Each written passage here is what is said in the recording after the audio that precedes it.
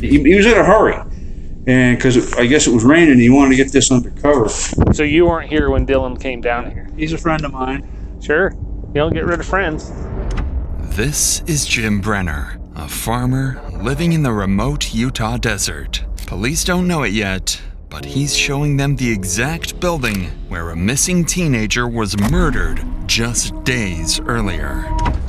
19-year-old Dylan Rounds had left his family to go work on his farm, but after being spotted buying supplies at a local shop, he would vanish without a trace. Strangely, no one in the small, quiet town seemed surprised. Apparently, this was not uncommon. I told that kid to stay the hell out of Montello. But that whole town, it's a crazy place. Some other guy pointed a gun in my freaking face. As days stretched into weeks, detectives chased a mounting list of suspects. Thieves, violent criminals, drug dealers, yet from the very beginning, the truth was there, hidden in plain sight by someone nobody suspected.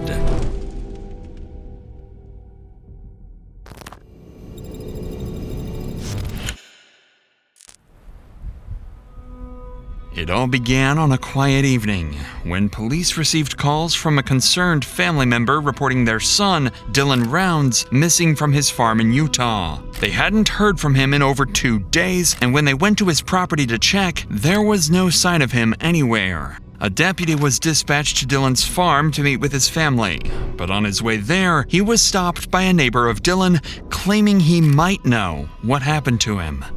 He's been hanging out over that bar in Montello, and I could give you some names of some scumbags over there, but he's been shooting his mouth off about how much money he's making. And there's one guy, Chase Ventura, he's over there, and he can do anything he wants. He's been robbing, stealing, and everything, and the Elko County Sheriff won't do anything about it. And if you talk to his mother, she knows more about it, but he run into Chase on the Tacoma Road the other day, and Chase kind of scared him a little bit. What's your last name again, Jim? Brenner, Jim Brenner. Well, I'll let you get down there before they disturb the crime scene. Okay, thank you. As the conversation ended, Jim Brenner's strange remark about a crime scene left the deputy curious, since no crime was yet confirmed. It was an unsettling comment that would soon become a disturbing reality. Oh, I smell something. There's something dead in there. For now, though, the deputy took note of this information and continued towards Dylan's farm to speak with his family.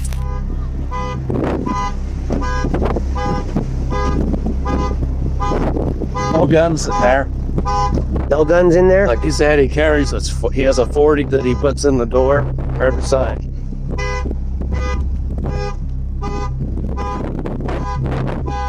Did you just pop the back window? I broke it out.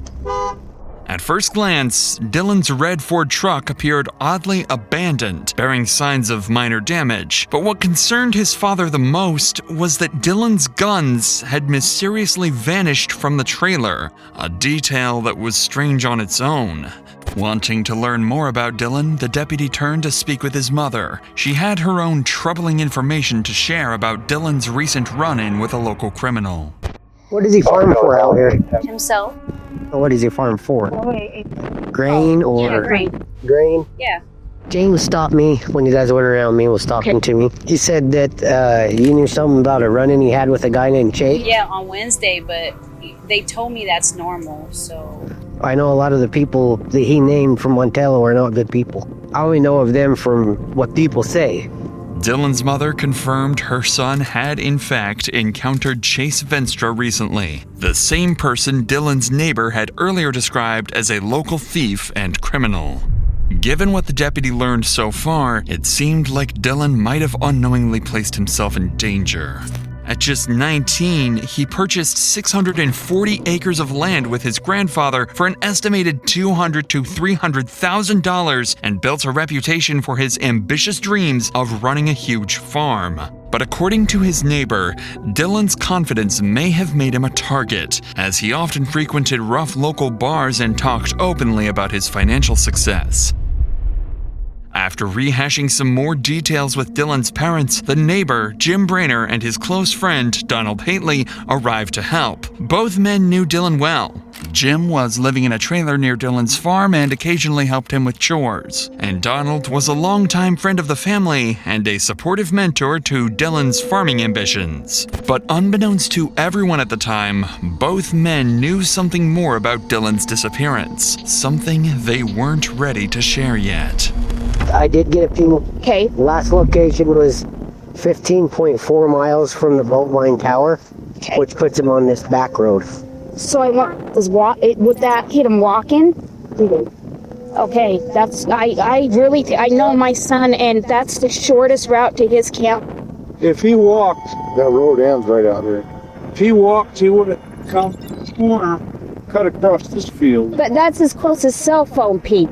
Not in town, not it's out here. Off of that road, the back road into the compound. Then we go down to where it is. Yeah, What time was that? Does it tell you? that was at 14:58. So right after So you dropped, just before 3 o'clock. right after you left. So he must have pulled in right behind you, dropped off the grain truck, and I'm telling you, I bet you he took off walking. How do you get to that road from? So we don't have to go all the way back to Lucerne Pond and over. No, I guess Perfect. okay. Following this lead, they quickly headed to the shed area to investigate. That's when they discovered the first troubling sign of foul play. Dylan's boots were found stained with blood, discarded about 100 yards south of the shed. The deputy immediately secured the boots to send them off for DNA testing and called another deputy to help search the shed and the surrounding property. However, they had no way of knowing that the biggest clue they were looking for was submerged 20 feet deep in a pond nearby. There's just some boots out there they've only been out there for a day or two. You didn't see anybody else around here? I left here about 1:30, went over to Don's, and I was there until about 9 o'clock at night. And when I come back, that truck was here. It's just one thing after another.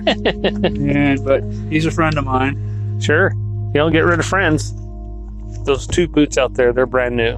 Like they've only been out there. They're the same color leather as your boots, and they're the same ones he wears. So we're just curious of why his boots would be out there. Same size he wears. They've only been out there probably for a day or two. He might have threw him out there. Yeah, maybe he did. Well, does he know that's a dump out Yeah. there? He does? He's got electronics and shit in there. Maybe, I don't know. 'Cause like I say, he was here. He had to have been here. Brought the truck here. Yeah. Huh, that would make sense.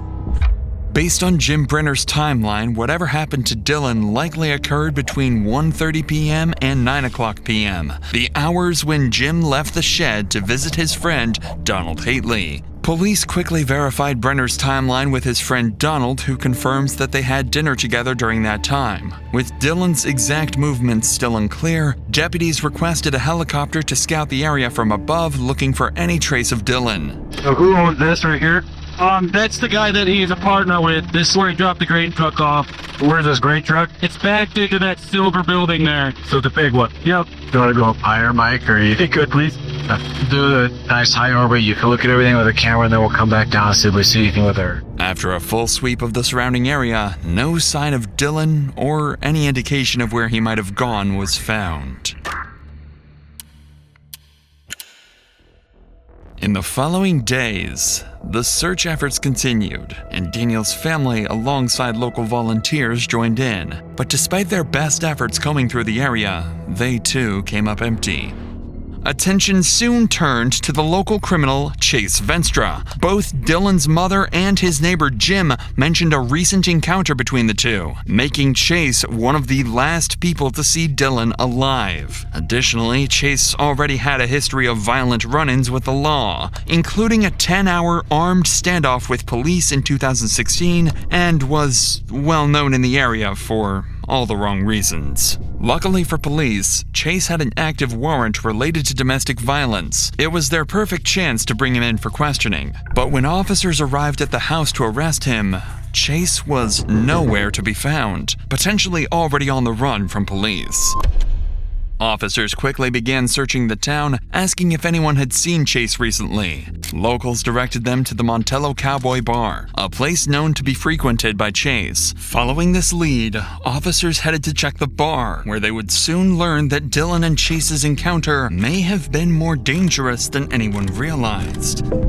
But before we get to that, it's worth noting that incidents like these are not only traumatic for those directly involved, but they can often have the same effects on you when you face difficult situations in your own life. I realized I simply wasn't equipped to manage what I was feeling on my own, and that there are professionals whose expertise is guiding people like me towards feeling better. My therapist gave me one simple assignment: write down how I felt every single hour. The patterns quickly became clear: what made me feel good and what made me feel bad. Reporting back kept me disciplined. Sharing each success made me proud. And the accountability stopped me from quitting. With those patterns in front of me, I could finally see what in my life had to change and how to change it. Today's sponsor, BetterHelp, makes finding that kind of help simple. Fill out a brief questionnaire to be matched with one of 30,000 licensed therapists. And if the first match isn't right, you can switch anytime at no extra cost. With over 9,000 reviews and a 4.3 rating on Trustpilot, BetterHelp is a platform you can trust. Click the link in the description or go to betterhelp.com/DrInsanity and get 10% off your first month of therapy. With that said, let's get back to the officers at Montello Cowboy Bar, where a conversation with the locals was about to reveal how Dylan's encounter with Chase may have turned violent. We're trying to find a kid named Dylan Rounds. Oh, I know. We got locals out here looking for him, too. Oh, they went out that way because he was out to loose end. I was hearing Kurt say something about he had a conversation with that Chase kid.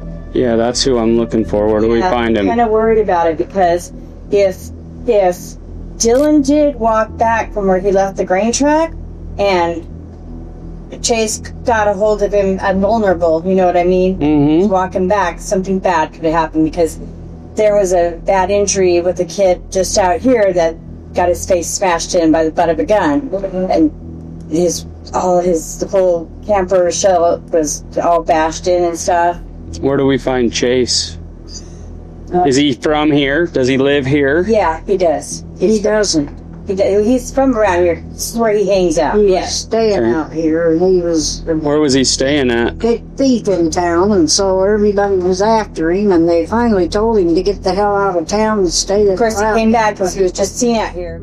The bar owner's recap only further implicated Chase Venstra, suggesting that a violent confrontation between Chase and Dylan was more likely than ever. But something else caught the officer's attention when one of the bar owners briefly mentioned another recent incident involving Chase. Sensing there might be more to this, the officer decided to pull her aside for a private conversation. At this point, police still considered Dylan's case a missing person, but what the bar owner detailed next would soon shift this case to one of potential homicide.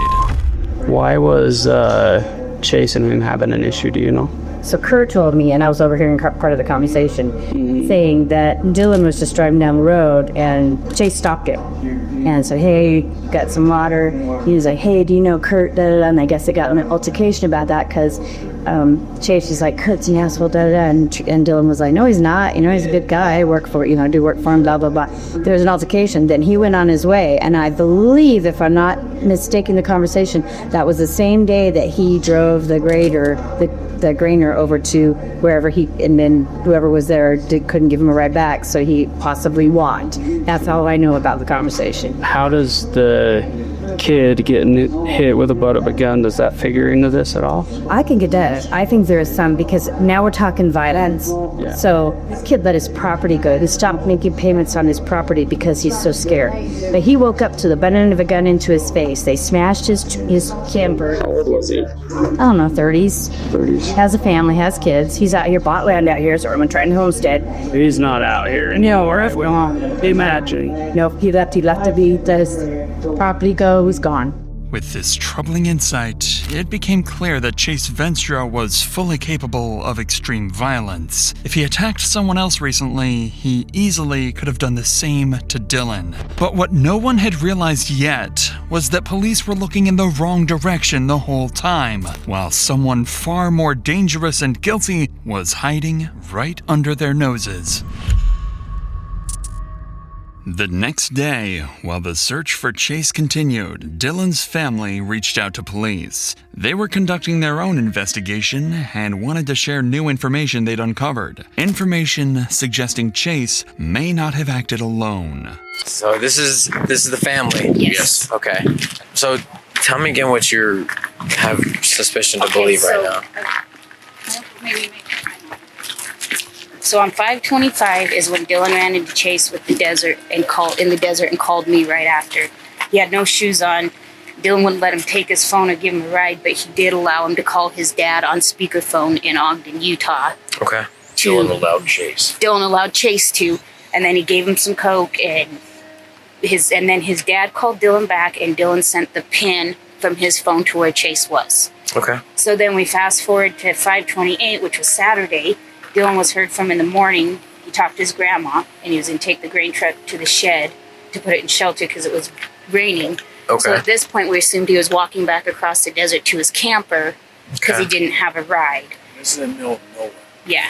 Okay. Is that how it Loose end. Yeah. Okay. Okay. So then 529, they continued to look for him. 530, we all got here to Dylan's last known location in Loose End, filed the police report, got search and rescue out. That's the night we found Dylan's boots about 400 yards from where his last known location was, tossed out behind a dirt pile, just out in the desert. So then today we kept searching, and that's when these guys got us the information, about 3 o'clock today? We know that this Robert guy took Chase out to the desert where Dylan is the day Dylan went missing.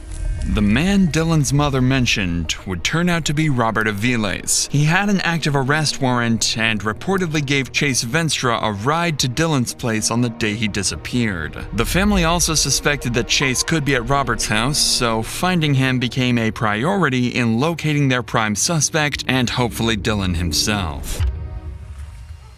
Officers quickly moved to track down Robert Aviles, and their first stop was Robert's residence, where they came into contact with his mother. Missing and in danger. I don't know who that would be. Okay. I'm sorry, but I have no idea. He's supposed to be hanging out with a guy named Chase. And Robert. Okay, I don't know. Chase might have an idea, but my son's been homesick, and he's been in bed all day. And he's been home all night. I don't know. I'm just wondering. So who's all in your house? Nobody. Nobody's in there right now? No. My son is in his trailer. And where's that at? In the backyard. In the backyard? Yeah. Well, we're just trying to find out. And no one came home with him. So. Nobody came home with him? No. Okay. Is Chase here? No.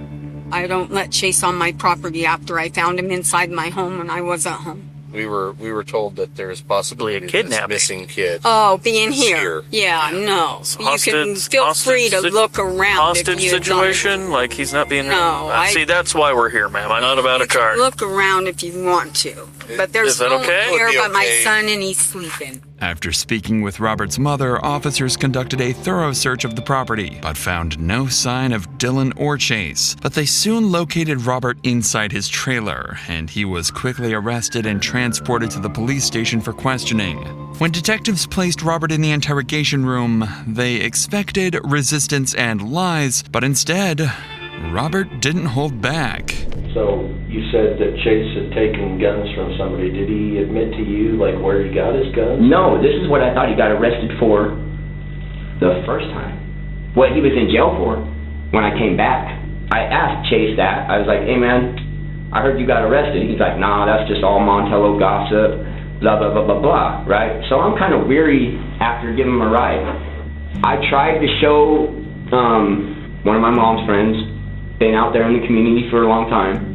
He gave me his scenario. He thinks Chase did it too, okay? Now, I don't know the time frames because I'm not good with time like I told you guys. I did the best I could by contacting the store lady and asking her what day I gave Chase a ride, You know, because I didn't even know what day I gave Chase a ride. I didn't even know what day the kid came up missing. I didn't even know there was a kid missing until the Nevada police came knocking on our door wanting to search our residence. You know what I mean? And that's the truth. Although Robert admitted giving Chase Venstra a ride, he couldn't provide any clear information on Chase's current whereabouts and maintained his innocence throughout the rest of his interview. However, Robert made one thing clear. He believed Chase was involved and might have even killed Dylan. The following night, something strange happened at Dylan's trailer in the Lucent Desert. It seemed someone had quietly returned and tampered with items inside. An officer was quickly sent out to photograph and document the scene, accompanied by Dylan's father, who'd share more details about the troubling discovery. Okay, the shotgun is in a house in Rigby. Okay. That is my grandfather's that I bought, and he has a room up there, and that was the 40. It's not in here. We looked in his camper, didn't find it. No key fob for the truck, so when I broke the window, the alarm went off, we undid the battery. No key fob. We looked in his camper and all the cupboards and stuff, looked in the bathroom, nothing. My mother came here, she has real bad arthritis, and my sister was here, we were all out searching. She used the bathroom. Dylan hadn't flushed it, just in here, it's really nasty. So my sister went in and cleaned it, still no gun. Later, my son and JD came in, and the gun was sitting on a sink. It's outside of the bathroom, but right by the bathroom door where the toilet and the shower is the sink, but it's not in the bathroom. The gun was sitting right there with the clip outside of it. Okay. Sitting there. So my son and JD didn't think much of it. They grabbed the gun, put it in my truck. I didn't think much of it. Oh, they found the gun. I don't know. Then we started realizing that it wasn't there when my sister cleaned the bathroom for my mom to use and all that, and it was there. This discovery was an alarming indication that someone was actively trying to cover up their involvement in Dylan's disappearance. But his father had one more thing to share. Something about an old confrontation with someone police hadn't yet fully considered in their investigation. What was Chase's ties to out here? I don't know about Chase. Okay. Hardly any. But the whole town knows him. But that whole town, it's a crazy place. They're just all they're all nutty for one thing. Mm-hmm. The only people that I know of that really were in contact with Dylan is I hear the Chase guy, I didn't know it. But Don and Jim. Jim was the guy the place you guys were at. Okay. Jim came out here and helped. Jim came to Rigby, where I live. I live in Rigby in Idaho Falls area. Dylan bought 800 pigs or something from the Midwest when the pandemic hit, whatever, the corona. They brought them to my farm and I was pissed. And Jim was there, and I unleashed on him, told him to get the hell out of here. He called Dylan and told me he's going to blow my head off. Dylan called me, he got all mad. So when I found out he was going to blow my head off, I had to go see, and he's walking down the lane of the farm with a big old pistol, and my dad calmed him down and calmed me down. Then he came back this winter to my shop to work on that seed truck. Fine, everything was fine, and I realized it's Dylan's friend. I'm not going to worry about this, you know what I mean? I got to bend ties with myself. According to Dylan's father, there were no further escalations after his confrontation with Jim Brainerd at the time. At this point, no one had any real reason to suspect Jim Brainerd or Donald Hately. After all, they'd been actively helping the family, joining search and rescue efforts, and fully cooperating with police. However, the confrontation described by Dylan's father was serious enough for the officer to take note of it. After leaving the scene, he passed this information to detectives, prompting a deeper look into Jim Brainerd's past, and what detectives uncovered wasn't entirely unexpected. A criminal past including convictions for aggravated assaults and multiple weapons charges, as well as a pre-existing federal active warrant for being a restricted person in possession of a firearm. Brenner's violent history and his close proximity to Dylan's farm were enough for detectives to flag him as a person of interest, alongside their primary suspect, Chase Venstra. The following day, officers moved quickly to serve Brenner's arrest warrant and bring him in for questioning. They soon spotted him casually heading back towards the grain shed with his close friend, Donald Haitley. What could I do for you guys? Well, we just had a couple things we wanted to talk to you about. We're still trying to figure stuff out, and just have you guys heard or seen anything these days? Anything new? This trash over here. I know names. I know people. I know but nobody seems to want to listen to me. I get you a they're the ones coming over stealing shit. Are they? Yeah. Chase Vestra and Robert Aviles are the one that robbed Michael Moore up here. But everybody keeps saying that's we need to find Dylan. You need to kick freaking rat's nest over there open, and people are going to start talking. That's the only way you're going to find out about Dylan. There's a warrant for your arrest. I'm going to let you know about it right now. From Maryland? So we're going to pick you up and take you to jail with us. Oh, God damn it. So what I want you to do, I know before you talk, you place your hands on your head for me. Interlock your fingers, okay? Jim pointing fingers at Robert and Chase was understandable, given witness statements and allegations. But Jim's own criminal past and proximity to Dylan made him equally suspicious. Detectives transported him to the police station, planning to use the unrelated warrant charges as an opportunity to question him further about Dylan. Though they didn't expect much new information from Jim, this routine questioning was about to lead to an unexpected breakthrough. The warrant has been issued, and we're obligated by law to be found in service. I don't know if you realize this, but there's other bigger problems going on over there than this. I'm here to talk to you about that warrant. You just got brought in on that warrant. Okay. We would like to talk to you about the other things that are going on out there. We've got kids. I understand that, fine. And I know them better than you do. I work for them. That's why you're one of the reasons why you're sitting there. Yeah. Because I know you know him. Dylan used to go in the bar and he'd been bragging about how much money he's making. Dylan never carried money on him. Bought everything with a credit card. But if he did have $1 in his wallet, he wouldn't give it up. And I think this is a strong arm robbery. Somebody thought they'd see this little 5'5" kid, and they think they figured, we're going to get this guy. We're going to rob this guy. We're going to intimidate him. Dylan don't intimidate. With the strong arm robbery, who do you believe did? Chase and Robert Aviles. Is there any reason anyone would say you did it? If I did this, I'd be one sick son of a bitch. Well, there's got to be somebody that's some sick son of a bitch somewhere. What about Don? I've known Don for over 2 years, and Don's gone out of his way to help Dylan just like I have. As expected, Jim Brainer's statements remained mostly consistent, and he appeared genuinely convinced Chase Venstra and Robert Aviles had something to do with Dylan's disappearance. But Brainer had more details to share. Details about Dylan himself and the dangerous individuals he was attracting. Another one, Robert Lee, just did 10 years in prison for strong arm robbery. And lo and behold, about 3 weeks ago, a fellow from Salt Lake that bought 10 acres of land over in Montello, 2 guys went into his trailer, beat him up with a pistol, whipped him, robbed him, took his cell phone, and made it so his vehicle wouldn't run. He had to walk into town to call the police. There's a lot of shit going on in Montello. Is he the one that they talk about being pistol whipped with the butt of a gun? Is that the one? Is that somebody different? I think it's the same person. Brenner would go on to mention several other people, mostly convicted criminals from the area who could have had strong motives to rob or even kill Dylan. Clearly, he wasn't exactly narrowing things down for detectives, but at least he appeared fully cooperative. However, in just moments, Brenner would let something slip. Something that would unintentionally place him right at the center of the suspect pool. Dylan's the shy kid. His world revolves around tractors, farming.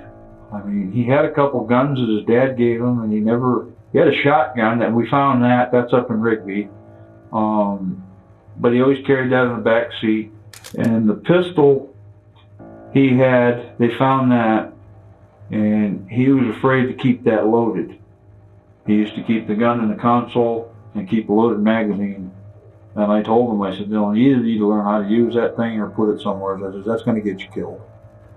And it's a little late for that, but I was telling his dad that too.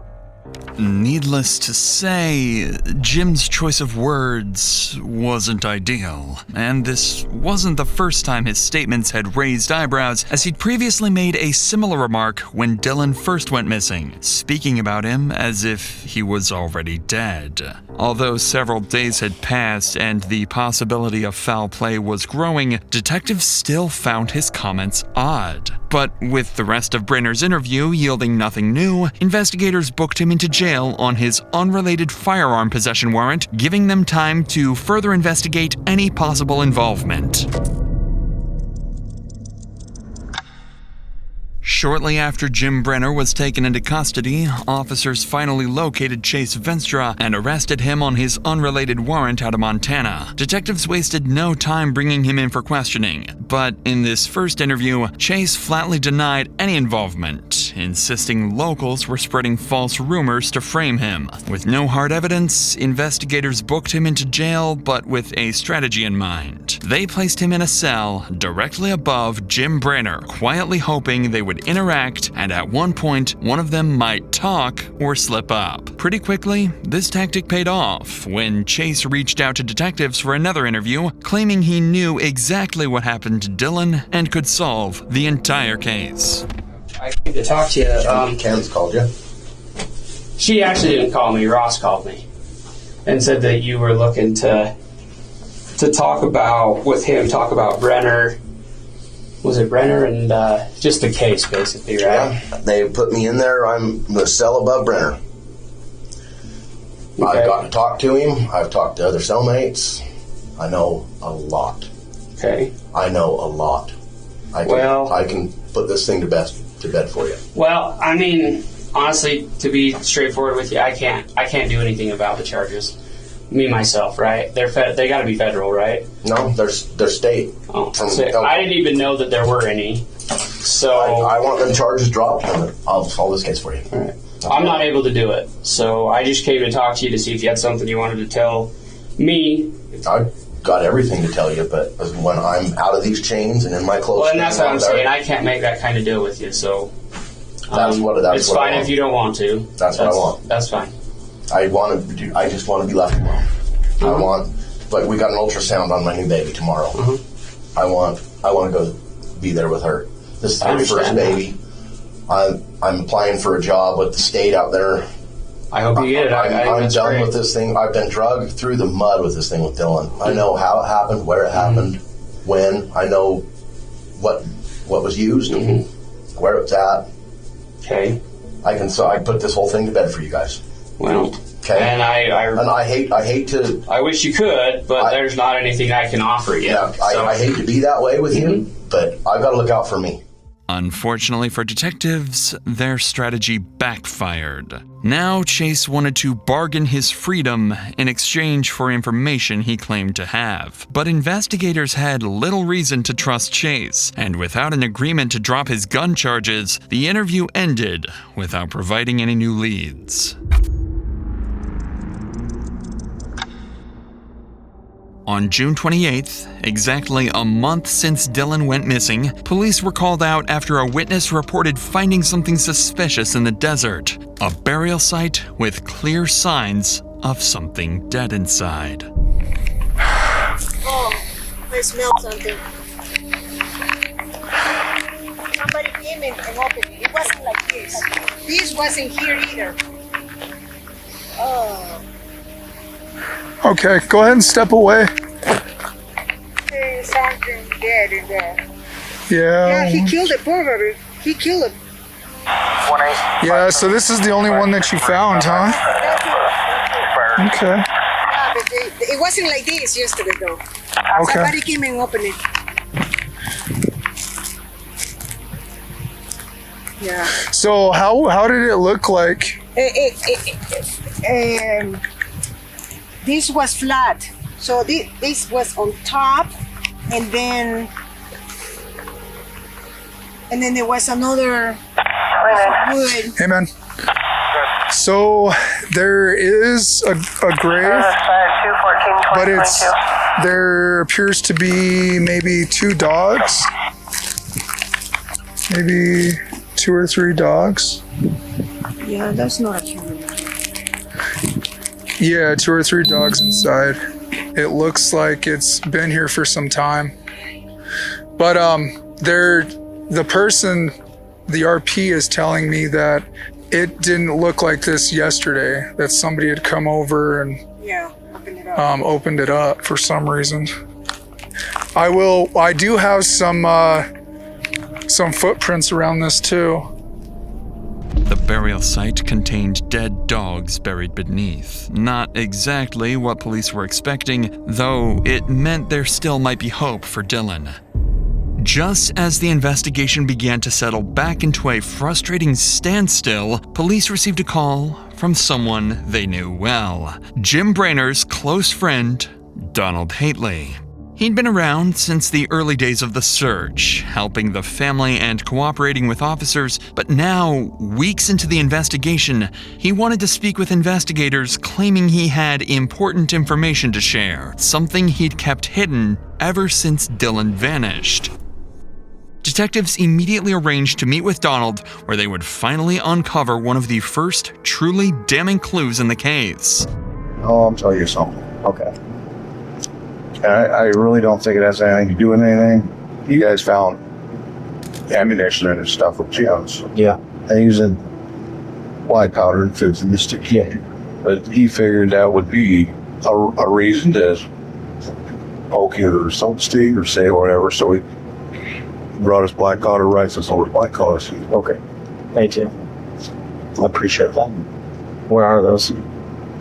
I put one behind my bed. My bedroom, and the other one's laid up in the corner next to the table on the couch. When did he bring them? After Dylan? Oh yeah, definitely after. Why? Basically safety. Wait till last time, they had him in holding for over a year, and when he got out, everything he had was gone. Everything. I can't ask you what's going through Jim's head at that time, but what's going through yours when he brings you his rifles and a 6-gun? Honestly, it looked like he was scared that, he was going to be detained for 6 months or a year and lose everything he had. He said, no, but he had no idea what happened to his horses last time. Okay. All his gun, everything he owned disappeared.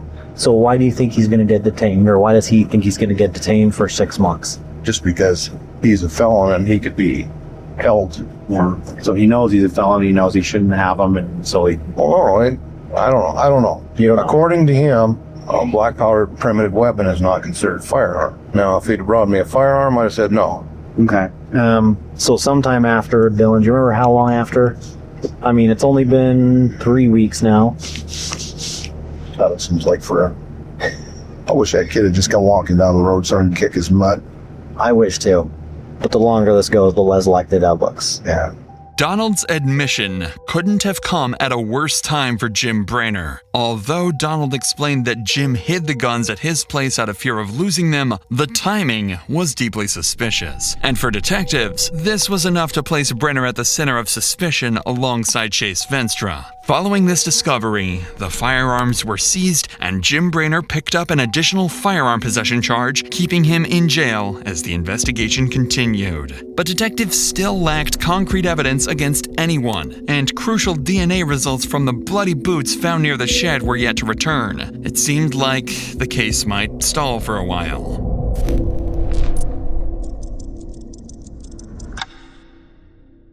Over a year would pass, with detectives quietly making progress, including crucial DNA results, but still no sign of Dylan himself, and no one held responsible. That is, until December 2023, when investigators got a call that would change everything. Jim Brainer's cellmate, who'd spent months locked up alongside him, claimed to know exactly what had happened to Dylan. Detectives quickly arranged an interview, expecting another bargaining scenario similar to Chase Venstra's. But what the cellmate would reveal instead was a chilling murder confession. Mr. Brock. How are you doing, sir? Good, thank you. So they had said that you wanted us to come back, that you had more information? Yeah. Or did you have information before that you just didn't give us all of it? No, I didn't really have a whole lot of information then. Okay. I got plenty of information now. I got information that would probably help maybe even keep him cutting the deal that he wants to cut the deal with. Okay. On his right hand, nobody has noticed, he's got a bite mark. Really? He's got a bite from Dylan rounds. The 22 is what killed Dylan. Two shots. 22? Yeah, the 22. Did he tell you that? Yeah. The story tell you that? Like 2 days ago, 3 days ago. Go through that. He said it was like 6 o'clock in the morning. He was in there taking shit, and then he heard a diesel truck drive by the place he was staying in. And when he got out there, he had his 45, a gun that he put in a fold-over holster. And Dylan had picked it up off the sawhorses that he'd thrown his stuff all around, moved it up so he could put the truck in the into the shed. Okay. Yeah. And Dylan was holding the 45, and he said he got really pissed off at him and started yelling at him and telling him get the fuck out of there. And Dylan took the gun and fired it right beside his ear. That's why he can't hear out of his right side ear. He said he grabbed for the gun and was fighting for it. He said they ended up on the ground, and Dylan ended up shooting himself in the leg with the 45.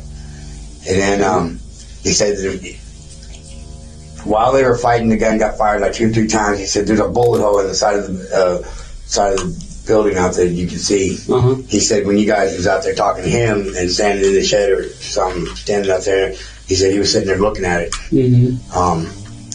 And then he showed me a scar on his thumb too, where he had stuck his hand in the gun that was trying to keep Dylan from firing it again, but he was clicking it, and his whole right hand was damaged at one time. Okay. But the bite mark is evident, very seeable, and the body is somewhere right there close by. He said he's seen tire marks over it where you guys have been driving. Somebody's been driving on it. Did he give you any indication of where? There's a lot of country out there. Yeah, he said it's in the high desert. Did he say that it was close to where he killed him? Yeah, it's close. It's close somewhere there where he killed him. He gave like a 25-mile circumference. Oh, so quite a ways. Yeah. Okay, so he heard Dylan drive by in his truck. Dylan had backed the truck into the grain shed. No, he said the truck was still parked out. So it wasn't backed in yet. Yeah, no, it wasn't backed in, and that's when they had the fight. They had the fight and they were going on in there. He said that the round on the gun got turned. He said he heard it turn. Like it was a revolver? Yeah, it was a revolver. He said he got to the chance where Dylan had let quit biting him on his wrist. He had latched onto him, and he said he got up and he took off out, and that's when he got the 22. Dylan told him to bring his ass back in there, or he was going to shoot the horse. The horse was standing outside. Into the grain shed? Yeah. Talking about? Okay. The horse was standing out there eating grain out of the back of the truck. And then, from what you're saying, did he run back to the trailer and get the 22? He said it was behind the bags, some grain bags. He said he took 3 shots at him, and they're all headshots. He said one of them grazed Dylan on the side of the face. He pointed just like this to the side of his face, so it could have been red. I couldn't tell you if it was right side or left side. But then he said 2 more shots, he shot Dylan in the head. And that killed him? Yeah. And then what did he do? Then he said he burned all of his clothes. He said after he took care of everything, he burned all the clothes. The revelations from Brainer's cellmate were chilling, to say the least. According to him, the argument that ended Dylan's life stemmed from Brainer being irritated with Dylan for repeatedly using the shed he considered his own workspace. After killing Dylan, Brenner attempted to cover up his crime by loading Dylan's body onto a backhoe, burying him deep in a remote stretch of the desert nearby. He then concealed the guns at Donald Hately's place and discarded Dylan's phone in a nearby pond, unaware it had recorded a damning, irrefutable proof of his crime.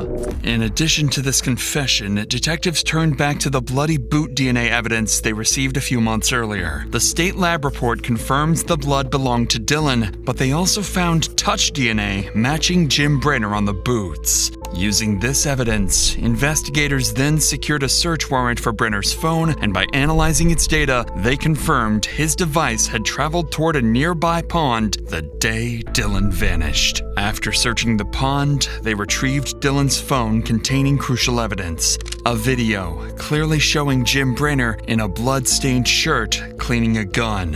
At this point, there was no longer any doubt. Jim Brenner killed Dylan Rounds and had been hiding in plain sight all along.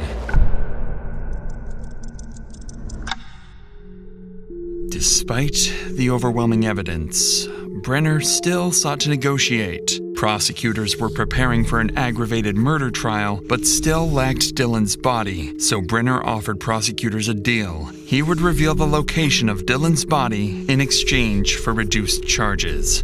In spring of 2024, Brenner guided law enforcement to Dylan's remains in the Lucin Desert. The burial site was several miles from the Greenshed property and was so well hidden that investigators had driven over the spot during earlier searches without noticing it. Inside the grave, they located Dylan's skeletal remains. Only bones and fragments of his clothing survived. On May 15th that same year, Brenner pled guilty to second-degree murder and 2 counts of firearm possession in exchange for dropping charges of desecrating remains and an unrelated aggravated assault case. On July 1st, Brenner was sentenced to 1 to 15 years for second-degree murder and 2 additional 1 to 15-year sentences for the firearms charges.